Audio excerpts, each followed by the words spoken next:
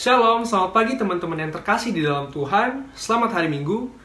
Puji syukur kita naikkan kepada Tuhan di minggu hari ini. Untuk kasih setia Tuhan nih, kita masih diberikan kesempatan untuk berkumpul bersama-sama, memuji dan memuliakan nama Tuhan. Teman-teman, sebelum kita memulai ibadah kita, saya mengundang teman-teman untuk kita dapat menyiapkan hati kita dan pikiran kita kepada Tuhan. Nah teman-teman, sebelum kita memulai ibadah kita, saya undang untuk kita dapat bersaat teduh terlebih dahulu. Saat teduh dimulai.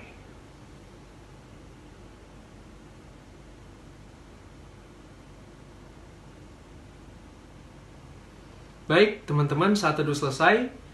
Teman-teman, saya undang teman-teman untuk kita bangkit berdiri dan kita dapat membuka ibadah kita, ibadah teruna kita di pagi hari ini dengan menaikkan pujian kita dari Kidung Muda Mudi 101. Terima kasih ya Tuhanku.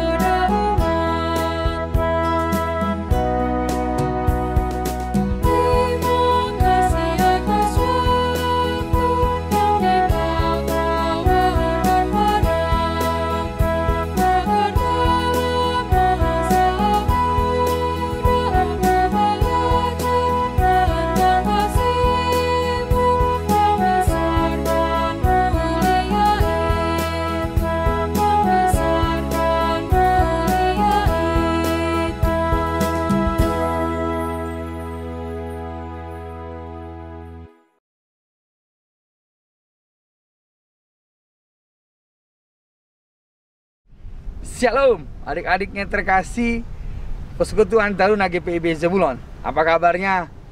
Luar biasa. Adik-adik terkasih, hari ini kita akan mendengarkan firman Tuhan. Tapi sebelumnya mari kita buka Alkitab kita. Kita buka Alkitab kita dari Ezra 7 ayat 1 sampai dengan 10. Ezra 7 ayat 1 sampai dengan 10. Adik-adik, mari kita berdoa sebelum kita mendengarkan firman Tuhan. Bapa, terima kasih buat pagi yang indah, pagi yang cerah. Kami dibangunkan pagi hari, kami mau bersama-sama beribadah. Walaupun kami berada di rumah kami masing-masing, tapi tidak mengurangi rasa kasih kami, kenikmatan kami terhadap kasih-Mu dalam kehidupan kami. Sebentar kami akan mendengarkan firman Tuhan. Berfirmanlah Tuhan di tengah-tengah kami, dan diami hati kami suara-suara yang mengganggu. Tapi kami yakin dan percaya sabda-Mu ada di hati kami. Tuhan, berkati hamba-Mu yang menyampaikan firman Tuhan. Tuhan memberikan kekuatan dan urapan. Di dalam nama Yesus kami berdoa dan mengucap syukur. Amin. Adik-adik yang terkasih, mari kita baca firman Tuhan kita pada pagi hari ini. Terambil dari Ezra 7 ayat 1 sampai dengan 10. Demikian firman Tuhan.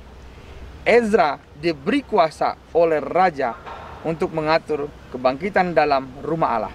Kemudian daripada semuanya itu, pada zaman pemerintahan Artasastra, raja negeri Persia, maka berangkatlah Ezra bin Seraya bin Azria bin Hilkiah bin Salum bin Zadok bin Haitub bin Amaria bin Azria bin Merayot bin Zeria Uzin bin Buki bin Abisua bin Peneza bin Eleazar bin Harun, yaitu Harun imam kepala. Ezra ini berangkat pulang dari Babel. Ia adalah seorang ahli kitab mahir dalam Taurat Musa yang diberikan Tuhan Allah Israel. Dan raja memberi dia segala yang diingininya, oleh karena tangan Tuhan Allah melindungi dia. Juga berangkat pulang ke Yerusalem beberapa rombongan orang Israel dan imam, orang Lewi, penyanyi, penunggu pintu gerbang, dan budak di bait Allah. Pada tahun ke-7 zaman Raja Artasastra. Lalu tibalah ia di Yerusalem pada bulan ke-5, yakni pada tahun ke-7 zaman raja itu. Tepat pada tanggal 1 bulan pertama, ia memulai perjalanan pulang dari Babel. Dan tepat pada tanggal 1 bulan kelima, ia tiba di Yerusalem. Oleh karena tangan murah Allahnya itu melindungi dia. Sebab Ezra telah bertekad untuk meneliti Taurat Tuhan dan melakukan serta mengajar ketetapan dan peraturan di antara orang Israel. Demikian jawab firman Tuhan pada pagi hari ini. Hosiana, terpujilah Tuhan. Haleluya. Haleluya. Haleluya. Haleluya. Adik-adik yang terkasih, perikop kita pada pagi hari ini menceritakan persahabatan yang saling menguntungkan. Kakak ada sebuah cerita buat adik-adik terkasih. Ada dua orang pria yang bersahabat. Mereka bernama Albert Dürer dan Hans. Mereka ingin sekali masuk namanya sekolah seni lukis dan pahat. Masalahnya mereka tidak mempunyai uang sedikit pun. Kemudian Hans, salah satu sahabat, mempunyai ide untuk mengatasi masalah tersebut. Hans akan bekerja untuk membiayai kuliah Albert.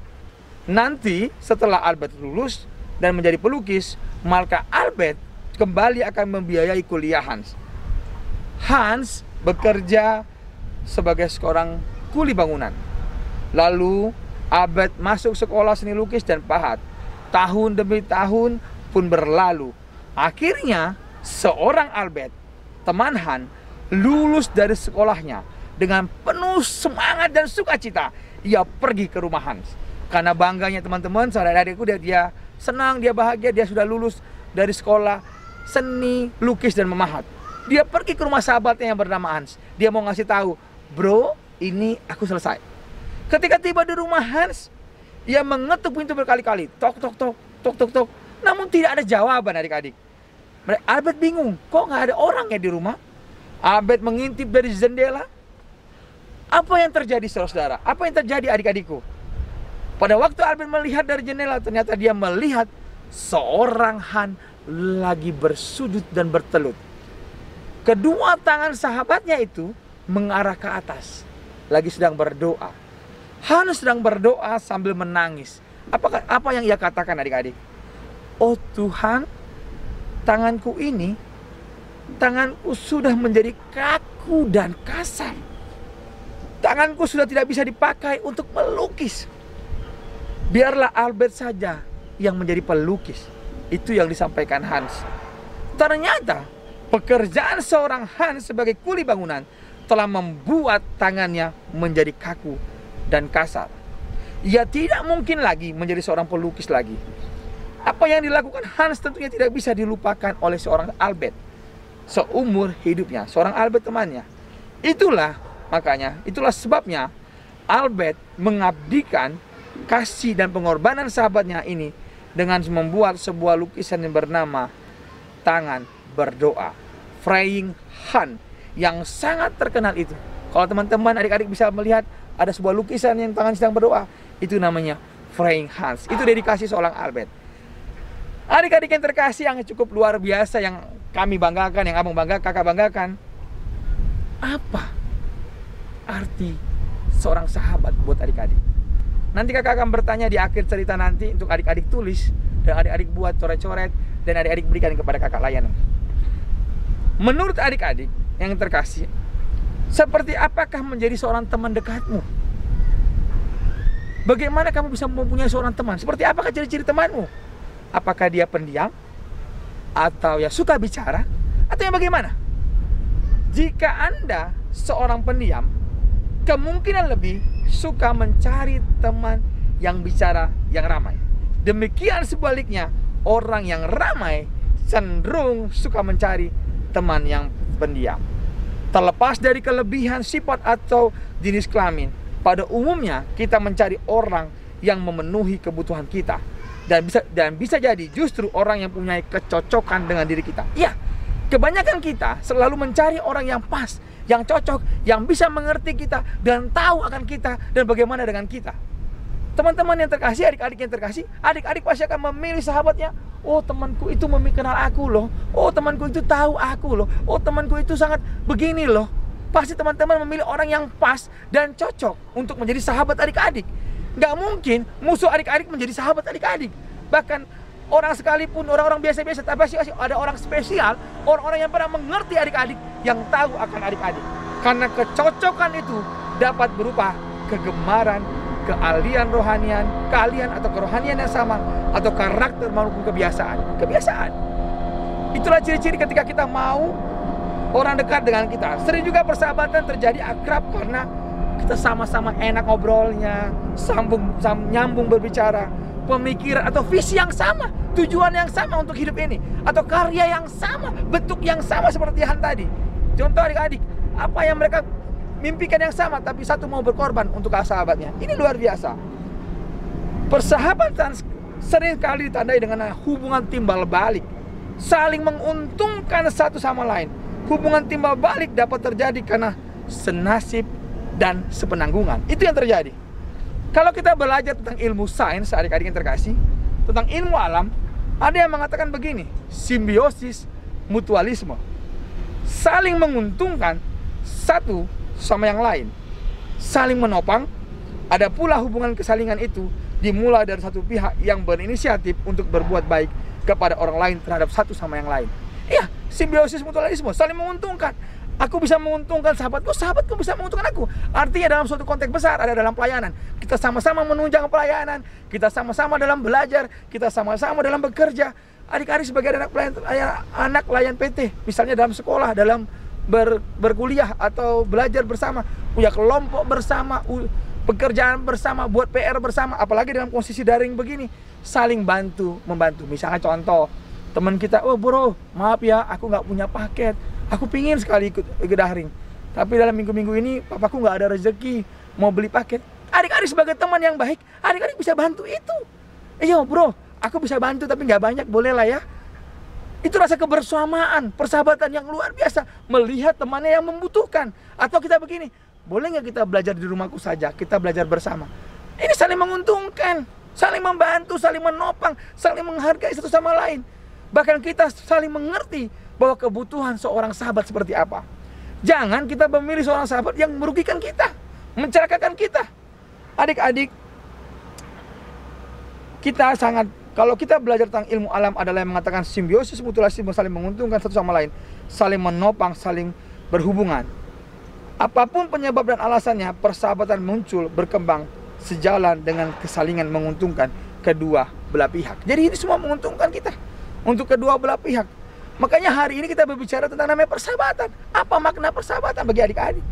Apakah persahabatan itu hanya untuk senang-senang, untuk hura-hura, atau mabuk-mabukan, atau kita main trek-trekan, atau kita game online aja, kita lupa dengan tugas panggilan kita, bahkan orang tua memanggil kita, meminta tolong, kita abaikan? Tidak. Persahabatan yang kita bina adalah saling mengenal satu sama lain, saling menopang dalam bekerja. Walaupun teman kita nggak mampu, kita topang. Atau teman kita yang berkelebihan, ya kita ingatkan, jangan hura-hura. Sahabat berarti persahabatan yang menurut adik-adik, menurut kita bersama-sama. Bacaan kitab hari ini, firman Tuhan kita hari ini menggambarkan bagaimana hubungan antara Ezra dan raja. Bagaimana ada dukungan yang diberikan oleh raja kepada Ezra. Ezra kembali ke Yerusalem untuk membangun kota Yerusalem, dan raja memberikan dukungan bantuan kepada Ezra.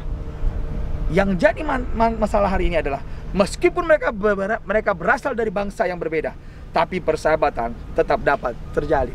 Adik-adik yang terkasih, jangan adik-adik juga bersahabat untuk memilih orang. Kadang-kadang kita hidup memilih teman, kalau nggak orang Batak, atau nggak sama-sama Jawa, atau nggak sama-sama suku, saya nggak mau pilih. Atau berbeda, oh kalau kamu berbeda agama, aku nggak mau jadi temanmu. Tidak ada perbedaan dalam persahabatan. Persahabatan itu tidak memandang kasta. Persahabatan itu tidak memandang golongan. Persahabatan itu tidak memandang suku. Persahabatan tidak memandang kaya atau miskin. Tapi persahabatan sejati bagaimana kita saling bantu, membantu, dan menopang. Itu yang terpenting adik-adik. Adik-adik bagaimana bisa bermanfaat bagi orang lain. Persahabatan itu bagaimana diri kita mampu menjadi manfaat buat orang lain. Dan kita berguna bagi orang lain. Bukan untuk diri sendiri. Tapi bagaimana orang banyak merasakan sukacita yang ada daripada kita. Adik-adik yang terkasih, rela berkorban demi sahabat itu merupakan indikator sebuah persahabatan. Adalah adanya kerelaan untuk saling berkorban dari satu akan yang lain, mengalahkan kepentingan pribadi atau egoisme kita, mengubah menjadi kepentingan bersama, bahkan rela menjadi kepentingan persahabatan. Yesus adalah sebuah figur dari sahabat yang sejati. Ia pernah menguatkan bahwa persahabatan yang sejati adalah persahabatan di mana ada kerelaan mengorbankan nyawa. Tuhan mengorbankan nyawanya di kayu salib buat kita. Kita sebentar lagi akan merayakan Prapaskah. Bentar lagi kita akan Prapaskah dalam masa Prapaskah, teman-teman. Bagaimana pengorbanan Tuhan di kayu salib untuk kita. Dia mengorbankan nyawanya itu enggak buat kita. Bayangkan adik-adik, itu adalah sebuah persahabatan yang luar biasa. Ketika dia melakukan semua itu demi kita, adik-adik sekasih. Tidak ada kasih yang lebih besar daripada kasih seorang yang memberikan nyawanya untuk sahabat-sahabatnya. Kamu adalah sahabatku jikalau kamu berbuat apa yang kuperintahkan kepadamu. Yohanes 15 ayat 13 sampai dengan 14. Aplikasi sebuah persahabatan yaitu saling menghormati, saling memberikan pertolongan, dan saling memberikan dukungan. Adik-adik yang terkasih, yang dikasih Tuhan kita Yesus Kristus, ada dua hal dalam persahabatan. Menurut kakak, yang pertama adalah saling menguntungkan, atau saling membantu, atau saling menopang. Yang kedua, sahabat juga bisa menghancurkan. Contohnya adik-adik begini. Ketika teman kita mabuk-mabukan, kita juga bisa jadi mabuk-mabukan. Ketika teman kita buat salah, kita bisa jadi ikut salah. Karena kadang-kadang teman adik-adik, kita bisa terjerumus dalam dosa karena perbuatan teman. Itu apa? Ikut-ikutan dengan teman. Karena kita memilih teman yang salah. Teman juga dapat menghancurkan masa depan kita. Teman juga dapat merugikan kita, adik-adik yang terkasih. Tapi bagaimana kita bisa selektif memilih teman yang baik buat kita, memilih sahabat yang benar buat kita untuk masa depan kita. Adik-adik akan merasakan itu ketika adik-adik nanti akan kuliah. Nanti adik-adik akan meninggalkan orang tua. Adik-adik akan belajar berproses menjadi mana teman yang baik buat teman kita. Bagaimana menjadi teman yang baik buat masa depan kita. Adik-adik yang menentukan masa depan adik-adik. Itu yang terjadi, adik-adik. Pilihlah teman yang terbaik. Pertanyaan kakak buat adik-adik, untuk menjadi PR buat adik-adik adalah, untuk adik-adik tulis dan adik-adik berikan kepada kakak Layan. Pertanyaannya, apa arti seorang sahabat buat adik-adik? Sejauh mana, yang kedua, sejauh mana kalian mengenal sahabat adik-adik? Itu saja yang mau kakak sampaikan kepada adik-adik. Adik-adik mungkin sahabat-sahabatku, adik-adik pelayan taruna, ada satu hal yang terakhir kakak mau sampaikan. Ada sebuah cerita begini. Adik-adik mungkin tahu namanya Larry Page atau Sergey Brin. Ini adalah seorang yang menemukan Google. Raksasa teknologi ini memiliki kisah yang menarik dalam pendiriannya. Inovasi dalam pencarian data ini digagas oleh sepasang sahabat sejati, yaitu Sergey Brin dan Larry Page. Mereka tidak menyangka pertemuan pada pagi hari bulan Maret tahun 1995 itu akan mengubah salah satu terobosan paling unik di sejarah. Pagi itu Brian bertemu dengan Page, mahasiswa ilmu komputer lulusan Universitas Michigan yang hendak melanjutkan studi di Stanford. Brin diminta kawannya untuk mengantarkan Page dan beberapa kawannya berkeliling di sekitar kampus. Pada awalnya, keduanya saling berselisih pendapat. Namun dari perselisihan tersebut, keduanya justru semakin dekat dan semakin erat.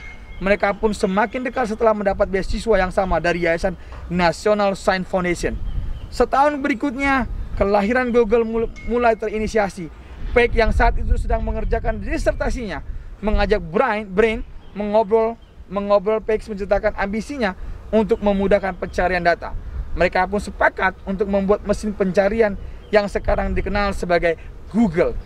Keduanya hingga sampai sekarang menjadi sahabat sekaligus rekan bisnis yang inspiratif. Teman-teman, adik-adik juga perlu teman yang menguntungkan. Artinya teman yang bersahabat, teman yang bisa berinspirasi, teman yang bisa menopang kita untuk bangkit bersama-sama. Kita membangun bersama-sama, kita berdiri bersama-sama untuk suatu tujuan yang lebih baik. Atau kita sama-sama melayani Tuhan, itu juga lebih baik.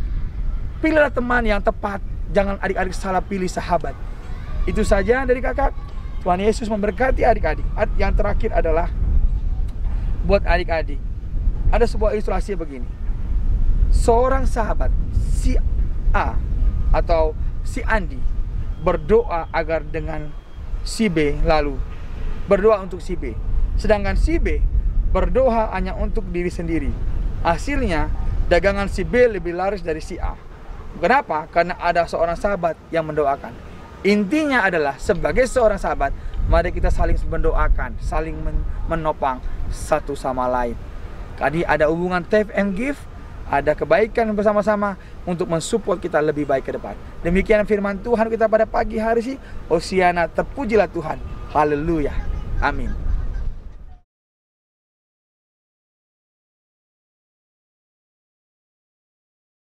Nah, teman-teman, baru saja kita selesai mendengarkan firman Tuhan bersama-sama. Mari saya mengajak teman-teman dan mengundang teman-teman untuk kita dapat merespon firman Tuhan sambil kita mengumpulkan persembahan kita kepada Tuhan dan kita menaikkan pujian dari Gita Bakti 69 ayat 1, Ku mulai dari diri sendiri.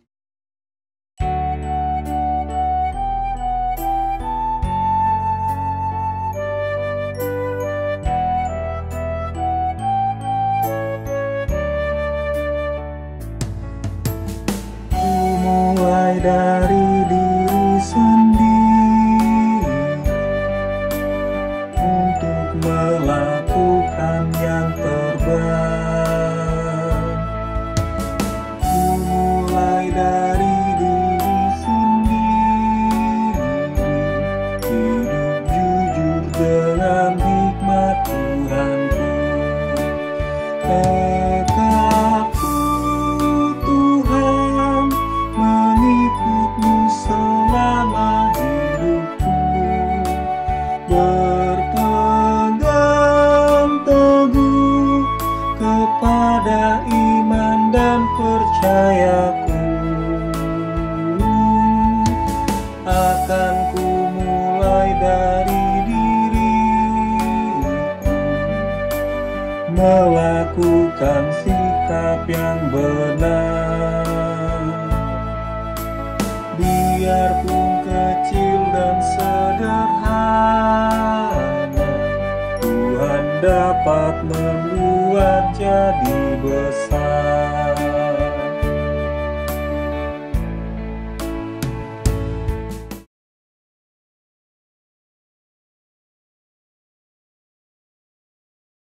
Teman-teman, mari kita bersatu dalam doa.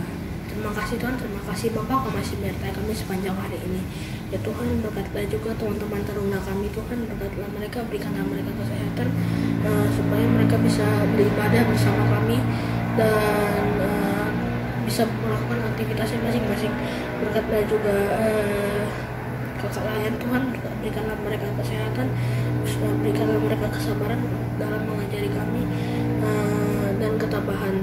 Berkatilah juga orang tua kami Tuhan, berikanlah mereka kesehatan Tuhan, karena mereka panjang umur dan rezeki yang melimpah Tuhan.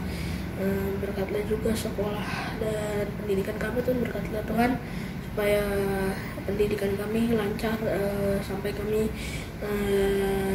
besar nanti. Hanya doa kami yang kami alaskan hanya dalam nama Yesus kami berdoa dan ucap syukur. Amin. Tuhan Yesus, terima kasih atas nafas kehidupan hari ini. Tuhan Yesus, kami mau berdoa untuk bangsa dan negara kami. Kiranya Tuhan Yesus memberkati bangsa kami menjadi bangsa yang maju. Tuhan Yesus, kami juga mau berdoa buat negara kami. Tuhan Yesus memberkati setiap pemerintah dan juga pemimpin yang memimpin negara kami. Kiranya Tuhan Yesus memberikan kebijaksanaan mereka dalam mengelola negara kami dan juga membangun negara kami. Tuhan Yesus, kami juga mau berdoa untuk Gereja GPIB Zebulon Batam. Kiranya Tuhan Yesus memberkati gereja kami, ibu pendeta, kakak-kakak layan dan juga pelayan gereja. Tuhan Yesus selalu menopang kehidupan sehari-hari mereka. Tuhan Yesus, kami juga mau berdoa untuk teman-teman kami yang sedang sakit. Kiranya Tuhan Yesus memberkati mereka dan menolong mereka dalam pemulihan mereka Bapa. Kiranya Tuhan Yesus memberikan kesehatan baru bagi tubuh mereka. Tuhan Yesus berkati juga makanan dan obat-obatan yang dikonsumsi, kiranya dapat memulihkan tubuh mereka. Tuhan Yesus, kami juga mau berdoa Tuhan untuk teman-teman kami yang sedang berulang tahun di bulan ini. Kiranya Tuhan Yesus memberikan dan memberkati panjang umur, kekuatan dan kesehatan dan juga kebahagiaan. Tuhan Yesus, kami juga berdoa untuk persiapan Paskah tahun ini Bapa. Kiranya Tuhan Yesus memberkati agar kami dapat merayakan kembali peringatan kebangkitan-Mu Tuhan Yesus. Terima kasih Tuhan Yesus, kami alaskan doa ini seperti doa yang telah diajarkan Bapa kepada kami. Bapa kami yang di sorga, dikuduskanlah nama-Mu, datanglah kerajaan-Mu, jadilah kehendak-Mu di bumi seperti di sorga. Berikanlah kami pada hari ini makanan kami yang secukupnya, dan ampunilah kami akan kesalahan kami, seperti kami juga mengampuni orang yang bersalah kepada kami. Dan janganlah membawa kami ke dalam pencobaan, tetapi lepaskanlah kami daripada yang jahat. Karena Engkaulah yang punya kerajaan dan kuasa dan kemuliaan sampai selama-lamanya. Amin.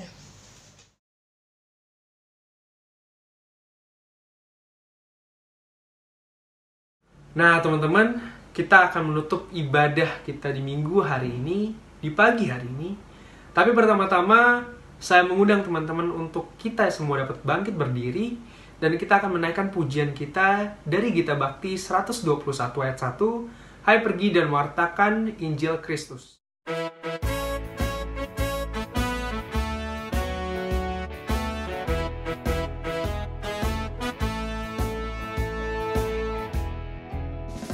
Hai pergi dan wartakan Injil Kristus dalam karya dan dalam kuasa-Mu, baik di rumah, sekolah, dan di kantor, juga di setiap waktu dan tempat. Bawa kasih dan bawa sukacita, panjang sabar serta lemah lembut. Itu sikap yang harus kau lakukan, karena Kristus nyata dalam hidupmu. Hai pergi dan wartakan Injil Kristus dalam kata dan perbuatanmu, juga dalam segala tindakanmu. Jadikanlah firman Tuhan pandumu. Jangan takut tegakkan keadilan, dan berani berkata yang benar. Jangan bimbang dan jangan khawatir, Roh Kudus membimbing dan menolongmu.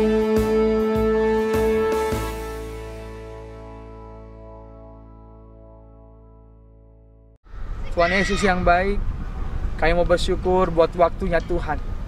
Kami mau belajar Tuhan. Kami pada pagi hari ini saling mengenal satu sama lain. Berkati kami agar mempunyai seorang sahabat yang saling menopang satu sama lain, yang saling mendukung satu sama lain, yang saling bekerja sama dan saling mengerti satu sama lain. Mampukan kami punya sahabat sejati seperti Engkau ya Bapa. Engkau sungguh luar biasa Tuhan Yesus. Seperti Engkau mengorbankan nyawamu di kayu salib demi kami anak-anakmu, para sahabatmu ditutur di kayu salib. Terima kasih Bapa. Hari ini kami mau berdoa buat adik-adik layan. Tuhan berkati mereka, berikan mereka hikmat, kekuatan, dan berkat daripada Tuhan. Dimanapun mereka berada, Tuhan jagai adik-adik layan kami. Tuhan tahu apa yang mereka kerjakan. Tuhan persiapkan diri mereka untuk lebih baik. Adik-adik taruna kami menyongsong masa depan yang lebih baik, menyongsong masa depan yang lebih indah. Mereka mau berkarya Tuhan. Tuhan berkati setiap usaha mereka, berkati setiap kegiatan mereka, berkati studi mereka, berkati kedua orang tua mereka yang membiayai mereka, berkati adik-adik saudara-saudara mereka. Inilah kami anak-anakmu Persekutuan GPIB Zebulon, Taruna GPIB. Tapi kami yakin dan percaya Tuhan yang menjaga keluar masuknya kami. Terima kasih buat karya Tuhan, terima kasih buat keselamatan Tuhan. Berkati juga para pelayanmu, para hamba-hambamu yang melayani di Taruna. Tuhan jagakan Tuhan. Tuhan berikan kesehatan, kekuatan. Tuhan berikan tambah-tambah hikmat terutama Tuhan. Berikan damai sejahtera. Biarlah Persekutuan Taruna GPIB Zebulon bisa bertambah besar, bertambah kasih setia Tuhan, menjadi kami merasa ada satu kesatuan yang abadi. Terima kasih Bapa.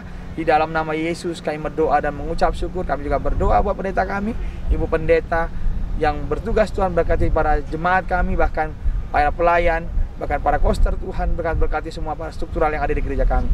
Kami mau berdoa dalam nama Yesus, kami diberikan kesehatan. Begitu juga dengan COVID-19 ini Bapak. Tuhan, Engkau yang tahu apa yang terjadi saat ini. Gejala COVID-19 ini datang menantui dan mengakuti kami. Tapi kami yakin dan percaya ketika kami berpegang teguh dengan firman-Mu, ketika kami berpegang teguh dengan kasih-Mu Tuhan, semua akan terlewati, semua akan dilewati. Mampukan kami anak-anak-Mu untuk melewati badai ini Bapak. Di dalam nama Yesus, berkati bangsa dan negara kami. Tuhan yang menuntun, Kami percaya damai Yesus menyertai kami. Di dalam nama Tuhan Yesus kami berdoa dan mengucap syukur. Amin.